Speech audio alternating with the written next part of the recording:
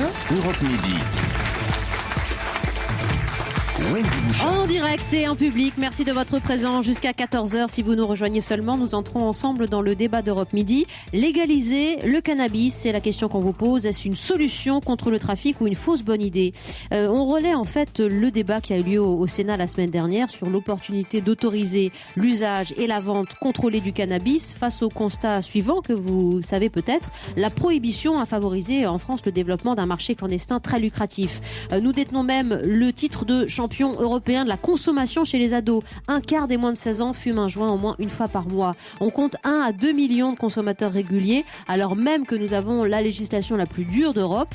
De la répression donc beaucoup, mais plus de fumeurs en France. Alors face à ce constat, il y a plusieurs voix qui s'élèvent pour proposer la vente contrôlée du cannabis pour juguler son trafic. Un trafic qui alimente la délinquance et qui fait tomber des quartiers entiers. Et ça, on le voit régulièrement à Marseille, notamment aux mains des dealers. Avec nous pour en débattre, donc un homme qui propose depuis longtemps cette légalisation, Stéphane Gatignon, maire de Sevran, en Seine-Saint-Denis, qui a publié pour en finir avec les dealers.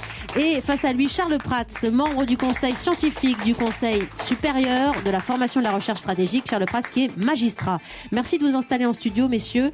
Vous êtes entourés d'auditeurs qui pourront réagir à tout moment dans ce débat. Je vous recommande aussi de nous appeler au 3921 parce qu'on vous donnera la parole largement pour vous entendre sur ce sujet. Bonjour Charles Prats. Bonjour. Merci de nous rejoindre et bonjour à vous Stéphane Gatignon. Bonjour. Je vais vous laisser une petite minute chacun d'abord pour exposer vos arguments avant que nous n'entrions dans la discussion. Stéphane Gatignon, on va commencer avec vous parce que c'est votre combat depuis longtemps. Vous qui êtes élu, maire de Sevran et qui savez justement ce qu'est le trafic de drogue et de cannabis aujourd'hui. On vous écoute. C'est à vous. C'est parti ? Oui, c'est parti. Déjà, deux choses. Il y a à la fois les questions de sécurité publique et on a un gros problème aussi de santé lié à ça par une consommation. Vous avez dit, il y a 13 millions de personnes en France qui ont déjà fumé. Il y a 4 millions de personnes qui fument de temps à autre, 1 500 000 consommateurs réguliers, ce qui fait que c'est un marché qui est énorme. Aujourd'hui, parce qu'on est dans la prohibition, il n'y a pas de travail notamment suffisant sur la question de la prévention. Aujourd'hui, la qualité du produit est catastrophique. Le taux de THC, qui est la molécule, est un taux extrêmement élevé. On est passé il y a 20 ans d'un taux de 8% à aujourd'hui à 23%. Donc on a un produit qui est très fort, qui crée des questions de santé très compliquées. Donc il faut réguler.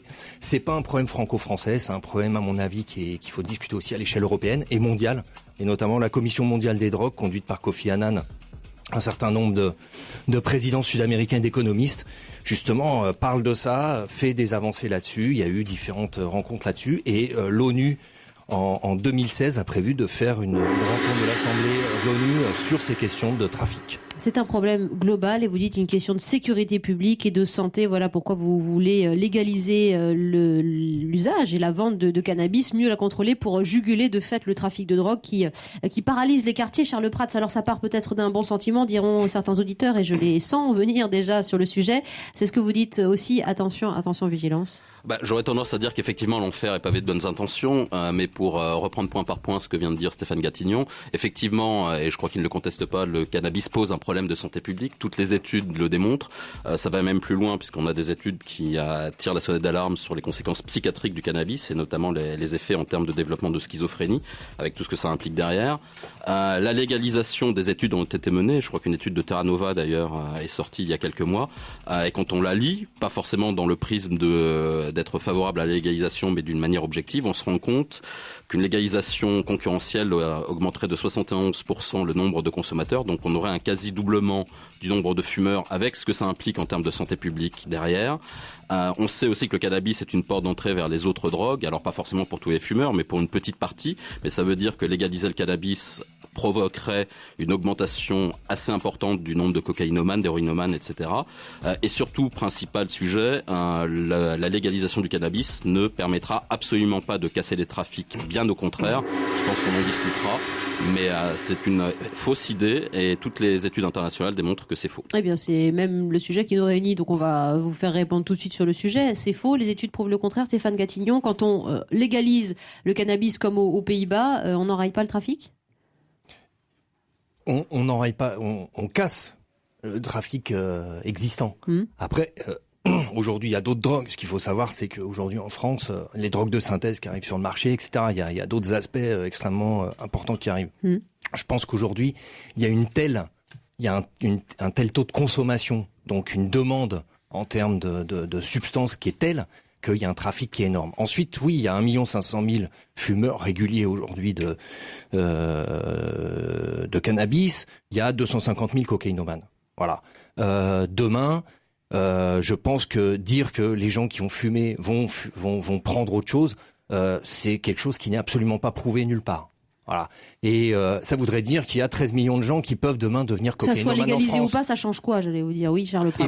On peut y entrer de la même manière. Quand même, là-dessus, ce qu'il faut savoir quand même, les drogues les plus violentes, les plus dures, les drogues dont on meurt, c'est l'alcool et le tabac aujourd'hui. Oui. C'est ça qui est aujourd'hui en France. Il y a des millions de morts sur la planète liés à ces deux drogues qui sont très dures.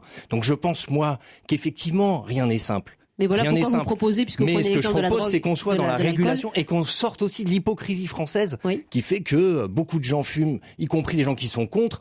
On sait qui fume, etc. Donc il y a un moment, faut sortir de tout cela. Souvenez-vous Barack Obama qui disait, le président américain, c'est pas plus dangereux de fumer un joint que de boire un verre d'alcool. Ça a fait beaucoup réagir, Charles Prats. Chacun fait ce qu'il veut, et moi je ne suis pas médecin, donc je ne rentrerai pas sur la problématique. Vous avez noté les problèmes psychiatriques notamment. De l'innocuité, effectivement. C'est une étude de l'INSERM, qui est une étude pluridisciplinaire, qui est sortie il n'y a pas très très longtemps, et on a noté une multiplication par 4 du risque de basculement en schizophrénie. Alors, moi j'étais juge d'instruction, je sais ce que peut faire un schizophrène. Voilà. Parce que moi, des dossiers criminels avec des schizophrènes qui se mettent à tuer des gens autour d'eux, on en a. Et on en a beaucoup. Donc ça, c'est une réalité. Et j'attire l'attention sur les gens qui disent qu'il faut légaliser le cannabis. Si demain, ne serait-ce qu'une personne bascule dans la schizophrénie parce que le cannabis a été légalisé, il faudra accepter la responsabilité d'aller regarder en face la famille de la victime. Juste pour dire sur les conséquences. On prend la Hollande où effectivement il y a une politique très libérale en matière de stupéfiants. Je suis allé chercher les chiffres de l'ONU, parce que j'aime bien avoir des statistiques avant de faire un débat. Entre 2005 et 2009, ce sont les dernières statistiques disponibles, on a eu 29% d'augmentation des usagers de cannabis en Hollande, et on a eu un doublement des usagers de cocaïne. Alors moi je veux bien tout ce qu'on veut, mais ça ce sont les données de l'ONU, de l'organisme de contrôle des stupéfiants. Sur cette période-là... Chiffre pour chiffre. Je vous en donne un autre, Charles Prats. Oui. Il y a 17% des consommateurs chez les 15-34 ans en France. Il y en a 13% aux Pays-Bas. Comment vous l'expliquez? Alors que c'est légal là-bas. Ça, après, ça dépend aussi des cultures. Et bon, je crois que là-dessus on pourrait être d'accord, notamment sur le fait de basculer dans d'autres drogues ou pas. Il y a des effets psychologiques, ça tient aussi aux personnes et à l'entourage des personnes. Après, quand vous mettez en contact avec de la drogue les gens, s'ils ont une propension à y aller, ils vont y aller d'autant plus facilement que cette drogue est légale. Défenseur de la légalisation du cannabis. Non, mais la question de la santé publique est clé dans ce débat-là. Et pour en avoir discuté beaucoup avec des psychiatres, etc. C'est vrai que la question de la schizophrénie est clé dans ce débat-là. Aujourd'hui, pourquoi il y a ce développement, notamment autour de la schizophrénie, c'est aussi la question de la qualité et de ce qu'il y a dans le produit. Avec la prohibition, le taux de THC, qui est passé de 8% dans les années 80 à 23% aujourd'hui, est la cause principale, justement, de ces méfaits. Donc le problème aujourd'hui, c'est qu'il faut contrôler ce qu'il y a en vente. Vous voulez un vrai enjeu. Un contrôle pour de meilleurs produits mais bien à sûr. l'usage et à la consommation. Bien sûr. Écoutez, c'est ce qu'on voit. Et puis, parce que le problème, c'est qu'il faut quand même traiter ça. Si on continue dans ce sens-là, on va accélérer et on va avoir de plus en plus de problèmes, comme vous l'avez dit, de ces problèmes-là de santé publique vont s'accélérer. Le trafic favoriserait ces mauvais produits, Charles Prats, non, mais dire aujourd'hui. Ça, après, le problème, c'est que si vous libéralisez, vous n'avez pas cassé les trafics. Au contraire, vous allez les augmenter. Je vais vous montrer. On a les preuves là-dessus. Si, bien sûr, on prend le Portugal. Si vous voulez, on en parle tout de suite, Monsieur Gattignon. Non, mais regardez aujourd'hui les exemples aux États-Unis, etc. Alors, on va prendre Portugal et on parlera des États-Unis. Le Portugal, parce que le Portugal en 2001 a appliqué une politique très libérale en matière de stupéfiants. Ils ont totalement dépénalisé la consommation de l'ensemble des stupéfiants parce qu'ils avaient principalement un problème de sida. Ils avaient énormément de contamination au HIV et pour un problème de santé publique, ils ont décidé de traiter en matière de prévention d'ailleurs et avec des mesures médicales leurs toxicomanes et ils ont fait en parallèle libéraliser l'usage des drogues. Cela étant, ça n'a absolument pas cassé les trafics au Portugal. J'ai regardé les séries sur une longue durée. C'est-à-dire que je suis parti de 1988 à 2012 et au milieu, on a la libéralisation de 2001. Vous vous rendez compte que les saisies de drogue au Portugal sur les 12 années précédant la libéralisation de 2001 comparées aux saisies de 2001 jusqu'à 2012, qui sont les dernières statistiques disponibles, le trafic de cannabis a augmenté de 59% au Portugal. C'est-à-dire que depuis la libéralisation, on a 59% d'augmentation des quantités saisies. et la quantité de cocaïne saisie ont été multipliées par 5. C'est-à-dire que la libéralisation de l'usage de stupéfiants au Portugal a multiplié par 5 le trafic. Oui. Le trafic criminel. Ça dépend des cultures, alors que visiblement. les usages ont descendu. Stéphane Gatignon, vous répondez. N'oubliez pas là-dessus que les usages ont baissé. C'est-à-dire il y a moins de consommateurs. Oui, mais il y a plus de Non, mais- bandits et mais parce que le chiffre d'affaires c'est pas ça. criminel a été augmenté. C'est parce que vous êtes, y compris à cause de nous. C'est comme pour la À cause Hollande. de nous, quoi nous. L'augmentation de la Hollande, ça a été aussi le tourisme lié, le fait que les Français aillent en Hollande Les consommer. Français ne vont pas Et au n'oubliez Portugal pas, acheter vous n'avez de pas dit, la drogue. mais le gouvernement hollandais est justement revenu là-dessus en réservant quasiment les coffee shops aux Hollandais pour essayer de briser le tourisme Oui, mais monsieur de la Gatignon, drogue comment qui est-ce que était lié vous aux Français. expliquez Simplement au qu'une Portugal, libéralisation ce que vous multiplie oubliez, par 5 attendez le monsieur, trafic. au Portugal, le vrai problème c'est qu'on est sur des chemins justement de la drogue. Et que, évidemment, ça passe la Méditerranée, ça arrive en Espagne, au Portugal, et ça remonte jusque chez nous. Donc le problème qu'ils ont au Portugal n'est pas, en termes de consommation, il y a moins de consommateurs portugais, donc on peut s'interroger pourquoi il y a plus de saisies, etc. Parce qu'il y a moins de des consommateurs. trafiquants. Parce que ça passe. Et le parce vrai qu'il y a des problème des trafiquants. Portugais, vous savez qui c'est? Le vrai problème des Portugais, c'est les Ce sont les Français. consommateurs français. Aujourd'hui. Oui. Et c'est ça le vrai problème. mais Stéphane Donc, Gatignon, il faut casser ça. face à D'autre Charles part, Prats. simplement un mot qui est important, c'est qu'attendez, moi je veux bien, on a ce débat-là. Dans 5 ans, on aura un autre débat. C'est l'arrivée des mafias de l'Est et la mainmise des mafias de l'Est sur certains territoires en termes de vente. Aujourd'hui, le pays qui produit le plus en Europe et qui va bientôt être un des principaux producteurs sur tout le bassin méditerranéen, c'est l'Albanie. L'Albanie et le Kosovo. Aujourd'hui, l'Albanie et le Kosovo, pourquoi ça produit à fond? C'est pour les mafias de l'Est qui vont commencer à investir et qui investissent déjà le champ d'un certain Alors, nombre que de dit le territoires. magistrat Charles Prats pour Et cette là, ça défense sera une autre affaire encore quand ça sera ces mafias qui vont tenir nos territoires. Avant d'accueillir Thierry au standard. Voilà, Monsieur Gatignon, à partir du moment où on a la démonstration par le Portugal que la drogue soit consommée au Portugal ou pas, ce n'est pas la question. Et si, c'est quand même ça la question. Votre intérêt, c'est de casser les organisations criminelles. Absolument.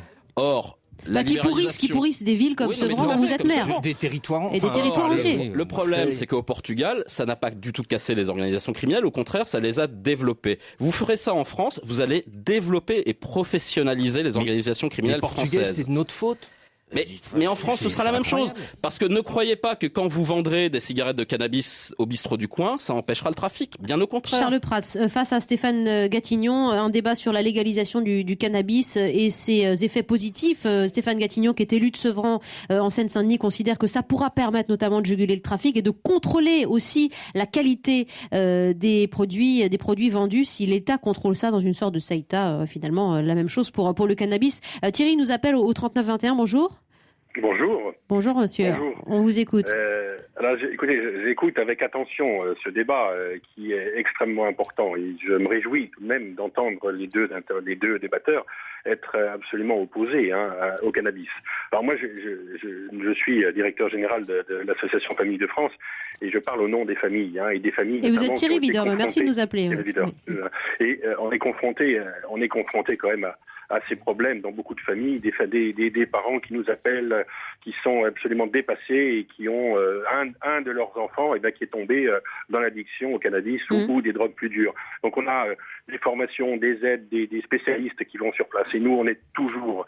Il n'y a pas d'autre réponse. On ne va pas tomber, comme j'entendais, de Carib dans Scylla. On va pas... La République doit être absolument opposée à un produit qui est délétère pour les jeunes et qui les détruit en profondeur. Et donc, il est clair qu'on ne peut pas répondre en disant on va légaliser le cannabis. Ce sera, à notre sens, bien pire que ce qui est aujourd'hui. Et j'entendais un des deux débatteurs qui le précisait. D'ailleurs, je pense que la plupart des études le montrent ainsi. Donc, on est absolument opposé à cette mesure. Au contraire, je pense qu'il y a une nécessité d'agir, que l'État et l'ensemble des écoles, et qu'il y ait vraiment une prise de conscience. Sur la santé et sur la prévention, vous, en tant que directeur de l'association, bien sûr, Famille de France. Il faut expliquer aux jeunes que c'est un produit qui est extrêmement dangereux. Comme le disait, excusez-moi, j'ai oublié votre nom, monsieur, mais Charles Prats. Il y a des retours qui sont dramatiques en ce qui concerne comme les troubles psychiatriques qui sont simplement psychiques, des troubles C'est ce qu'il a dit, psychiatriques. mais écoutez Des jeunes. Thierry, nous avons Michel qui nous écrit sur Europe1.fr et qui dit, moi je vois un gros avantage si l'État contrôle ce trafic, dit-il, mais enfin cette consommation, l'État qui va pouvoir récupérer des taxes importantes et on sait que ces taxes pourront aussi servir à financer la prévention. Charles Prats, qu'en dites-vous? Alors ça c'est une tarte à la crème. On explique que parce qu'on va taxer le cannabis et on va le faire entrer dans un système fiscalisé comme les cigarettes, Oui. on va pouvoir récupérer de l'argent. Pourquoi En fait, on va justement créer ce qu'on appelle un intérêt à la fraude, Oui. puisqu'avec un système fiscalisé, vous allez... C'est les organisations criminelles qui vendent aujourd'hui du cannabis. Demain, vous avez du cannabis en vente libre, entre guillemets, dans un bureau de tabac. Effectivement, elles vont se dire, mince, on nous pique notre marché, donc qu'est-ce qu'elles vont faire? Soit elles vont aller se fournir en braquant les bureaux de tabac, donc vous allez avoir une criminalité induite qui va être assez importante parce qu'ils iront se fournir directement, comme ça se passe déjà pour les vols de cigarettes. Donc vous allez voir les buralistes qui vont se retrouver dans des problèmes de sécurité énormes. Mais aux Pays-Bas, ça se passe pas comme ça. Je me fais l'avocat du aux diable. Pays-Bas, on est aux Pays-Bas. Ici, on est en France. Il faut Oui. voir comment ça se passe, notamment en matière de trafic de tabac. Vous savez, Stéphane l'analogie Gatillon. avec le J'aurais- tabac. Non, mais l'analogie J'aimerais avec le tabac que est très Stéphane veut importante. répondre là-dessus, Charles Prats, c'est C'est une question intéressant. de contrebande. Mais bien sûr. Voilà. Donc il faut pas confondre la question du trafic. Parce que vous croyez que les la question organisations de la criminelles contrebande ne mais vont je pas se reviendrai fournir pas quelque là-dessus. Je part. pense qu'il faudrait un policier qui explique, qui raconte tout ça. Mais là, on est sur la question de la contrebande. Voilà. Non. Je pense que si on va dans cette démarche, mais les premières drogues à interdire, messieurs, dames, c'est l'alcool et le tabac quand même. Ce qui tue le plus aujourd'hui L'État qui et ce qui fait le autorise plus et de qui mal dans contrôle notre pays, aujourd'hui. Vous êtes c'est la prohibitionniste, question de alors. l'alcool et du tabac. Excusez-moi, et l'enjeu, il est d'abord là. Et le premier dealer de France, sans heurter personne aujourd'hui, c'est l'État. Donc vous voulez dire, on Non, halte à mais ce que je veux dire, l'hypocrisie. c'est cette hypocrisie Voilà. qui existe. Vous n'êtes pas C'est prohibitionniste possible. pour répondre à Charles Prats. Vous ne voulez Non, pas interdire mais l'alcool et le tabac c'est- en France. Non, moi je pense de toute façon, ce qu'il faut bien comprendre, c'est qu'en plus dans une société en crise comme la nôtre, les gens se réfugient dans les paradis artificiels. C'est comme ça, et c'est un moment, c'est des choses. La question, c'est qu'il Oui, faut enfin, pas réguler, tous, hein. il faut Il y a la expliquer. radio aussi. Non, pas tous, mais on sait très bien que quand on a du souci comme ça, donc il faut faire attention. Il faut réguler, expliquer, parler, débattre. Ce qu'on fait là est positif et avancer. Mais et je rappelle quand même une chose, c'est pas un problème franco-français. C'est un problème, je parlais tout à l'heure de l'Albanie et du Kosovo. Attention à ce qui est en train de se passer. Il faut être sérieux là-dessus.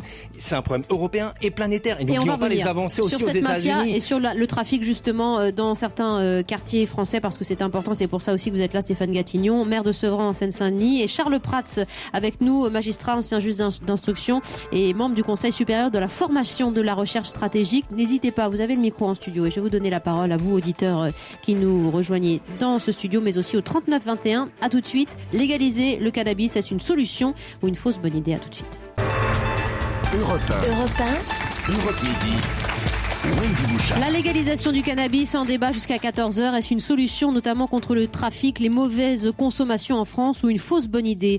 C'est Stéphane Gatillon qui porte depuis longtemps comme maire de Sevran en Seine-Saint-Denis cette idée de légalisation et il nous parlait il y a un instant de l'hypocrisie de l'État. L'alcool, le tabac sont autorisés en France et finalement l'État favoriserait aujourd'hui ces consommations de drogue car ce sont aussi des drogues. Alors pourquoi ne pas légaliser le cannabis, notamment pour enrayer les trafics qui pullulent et qui gangrènent certains quartiers, et vous êtes bien placé pour le savoir et pour le dire, Stéphane Gatillon. Face à vous, Charles Prats, qui défend, lui, bien l'enjeu de sécurité publique, de santé publique surtout, et il nous disait les conséquences psychiatriques terribles du cannabis. Il a été juge d'instruction, il a vu aussi en matière criminelle ce que ça peut donner. Alors, vous avez la parole, et monsieur, je vous voyais pas mal réagir. Maxime, vous appelez Maxime en studio. Je voudrais que vous nous donniez votre avis sur le sujet. Vous avez l'air bien intégré dans cet échange. Allez-y, bonjour. Mais en fait, j'aurais notamment une question pour Charles Prats. Qu'est-ce que vous pensez de l'exemple du Colorado? On voit justement qu'ils ont fait des bénéfices et qu'ils les ont réinvestis dans des campagnes publicitaires anti-consommation de cannabis pour justement la prévention, des choses comme ça. Qu'est-ce que vous pensez de cet exemple? Alors, merci Maxime. Charles Prats. L'exemple du Colorado, c'est un exemple effectivement de légalisation. Un État qui légaliserait et qui percevrait une taxe pourrait effectivement avoir des revenus, sauf que, on pourra en reparler, vous avez un système. Alors je vais prendre une ancienne casquette. Avant d'être magistrat, j'ai été douanier, donc les problématiques de contrebande, je pense que je connais un petit peu. Et on aurait le même système que sur le tabac. Quand vous prenez le tabac par exemple en France, c'est légal, mais vous avez beaucoup de contrebande de tabac parce que le niveau de taxation est très important et donc vous créez ce qu'on appelle un intérêt à la fraude. Donc les organisations criminelles vont se recycler. Demain, vous légalisez le cannabis. Tous ceux qui sont dans les cités, toutes les bandes, tous les groupes criminels, vous allez leur retirer potentiellement des revenus. Ils vont pas se mettre à élever des hamsters pour faire du cannabis bio dans leur appartement. Donc, ça rapporte faut pas moins. croire. Je suis d'accord. Voilà. Ça rapporte moins. Donc du coup, forcément, soit ils vont refaire du trafic en vendant moins cher, et donc le client ira chercher là où c'est moins cher, soit ils se recycleront dans quelque chose d'encore plus dangereux. Donc effectivement, vous pouvez toujours tirer des ressources budgétaires, mais derrière, comme on est en France, on sait comment ça marche, nous allons budgéter une recette prévue de la vente de cannabis, sauf que comme vous aurez de la contrebande, il y aura une moins-value de recettes, et en plus on va donc créer un problème de fraude fiscale en France, alors qu'aujourd'hui on n'en a pas. Et depuis tout à l'heure, Charles Prats, vous parlez de la culture française, parce que nous finalement, on ferait tout, l'intérêt à la fraude serait aussi très, très français et activerait c'est très trafic, français, ça. Stéphane Juste Gatignon. un mot quand même sur ces questions de trafic et d'argent qui reviendrait en bas et qui permettrait à plein de gens de vivre. Aujourd'hui, ce qu'il faut savoir, c'est que les petits dealers, aujourd'hui en France, il y a 100 000 petits dealers. Aujourd'hui, ils subissent une pression très forte en raison de la situation économique et sociale du pays, et qu'aujourd'hui, c'est les smicards. C'est-à-dire qu'aujourd'hui, un petit dealer, il se fait très peu d'argent. Et donc, le problème des petits dealers aujourd'hui, c'est que demain, vous fermez, effectivement, vous en enlevez 100 000, il y en a 100 000 autres qui arrivent. Avec la situation. Donc, on se rend bien compte, et aujourd'hui, il y a de moins en moins d'argent qui revient sur le terrain, parce que la structure est de plus en plus pyramidale, et donc l'argent qui est fait remonte et est nettement moins sur le terrain. Par contre, la vie dure, la vie complexe, et on le voit en ce moment à Marseille, est de plus en plus dure pour les gens qui y habitent. Et là, les contradictions, et demain, avec l'arrivée de structures mafieuses de l'Est, parce que je pense que c'est le débat qu'il faut mener aujourd'hui. Moi, j'ai eu des débats avec des gens de la police, etc. là-dessus, du ministère de l'Intérieur et tout ça, en disant, attention, comment on va faire demain? Parce qu'une fois que vous avez les mafias de l'Est, c'est plus les petits trafiquants historiques de banlieue qui aujourd'hui sont en train de s'en aller ailleurs. D'ailleurs, quand ils ont de l'argent, ils l'investissent souvent dans de l'immobilier, etc. Souvent pas en France. Et il y a tout ça qui existe. Donc c'est très complexe à voir comment ça évolue. Mais l'enjeu de l'arrivée de la mafia de l'Est, c'est que ça sera un tout autre sujet dans les années qui viennent. Peut-être, et pour être toujours dans l'hypocrisie, ça rassurera un peu, y compris des élus locaux, en se disant que les mafias de l'Est, en général, tiennent les territoires et qu'il y a moins de problèmes, mais qu'on est dans un autre monde. Alors, voilà. Là, aujourd'hui, on a beaucoup de morts dans certains territoires, mais demain, qu'est-ce qui se passera? Si les auditeurs nous rejoignent, il est 13h54, pour qu'on comprenne bien ce que vous proposez, vous voulez une sorte de faut réguler, État, quoi, l'État qui régulerait la consommation, comme ce qui se passe dans certains États aux États-Unis. Oui, donc autorisation de cette consommation, régulation par l'État pour bien faire attention aussi à la qualité, très bien, du produit. Vous qui avez travaillé dans les douanes, Charles Prats aussi, vous nous le disiez, vous me l'appreniez, dans un rapport annuel en 2010, les douanes expliquent qu'il s'agit en 2010 du résultat de saisie le plus important depuis 30 ans, avec 350 tonnes de marchandises illégales bloquées. On est à peu près aujourd'hui sur ces valeurs-là. Donc le trafic est en augmentation, qu'est-ce qu'on fait? On passe pas par la légalisation, on passe par quoi? Alors ça, c'était le montant le niveau des saisies de cigarettes à l'époque. Non, le problème, je vous dis, l'exemple du Portugal est frappant. C'est vraiment ce sur quoi il faut se baser. Légalisation, dépénalisation totale en 2001. Et quand on regarde les 12 années précédant la dépénalisation et les 12 années qui ont suivi, parce qu'on sait bien que les saisies varient d'une année sur l'autre, puis y avoir des saisies exceptionnelles. Donc sur 2 périodes égales, multiplication par 5 du trafic de drogue au Portugal après la dépénalisation. Ce qui veut dire que les organisations criminelles portugaises ont multiplié par 5 leur chiffre d'affaires. Ça, c'est une réalité. Et donc, on va être en face de ça en France si on légalise. Ne serait-ce que parce que le marché va augmenter. C'est l'étude de Terra Nova, 71% d'évaluation de l'augmentation de consommateurs quotidiens. Un autre auditeur qui réagit en studio. Bonjour, monsieur. Bonjour, Charles Prats. Vous avez dit qu'il y avait des trafics de tabac parce qu'il y a des taxes trop importantes. Et est-ce que en diminuant ces taxes, on règle pas ce problème-là? Vous avez tout à fait raison. Ça, c'est de l'économie basique. C'est l'élasticité prix, si vous voulez que je parle un peu en termes techniques. Donc, si vous baissez le prix de la marchandise, vous aurez plus de clients qui vont l'acheter, forcément, et donc qui n'iront pas, par exemple, pour les cigarettes sur le marché de contrebande. Ça va être la même chose pour le cannabis. Si vous baissez le prix du cannabis, la contrebande, mais on est sur des choses différentes. La contrebande n'est pas la question du trafic, c'est autre chose. La question du trafic prohibé n'est pas la contrebande. Oui, le trafic se fait en contrebande. Il y a bien sûr que vous en aurez. Aujourd'hui, le marché, entre guillemets, parallèle en France, sur tout un tas de choses, pas que sur le tabac. Monsieur Gatignon. Mais enfin, sur le faux, sur tout un tas de choses, mais Monsieur Gatignon, florissant aujourd'hui. Si le paquet de cigarettes de cannabis c'est autre chose, mais attendez, on parle pas de contrebande. Non, mais si le paquet de cannabis on est sous la prohibition, est à 10 euros au bureau de tabac demain, mais que l'organisation criminelle vend la même chose à 5 euros. Où croyez-vous que le client va aller acheter son cannabis? Alors, s'il vous plaît, monsieur, j'ai juste André, justement, qui sur Facebook réagit. Légaliser le cannabis, oui, pour moi, ça couperait l'herbe sous le pied des trafiquants, mais demandez-vous pourquoi on ne le fait pas en France. À mon avis, le poids des lobbies du tabac.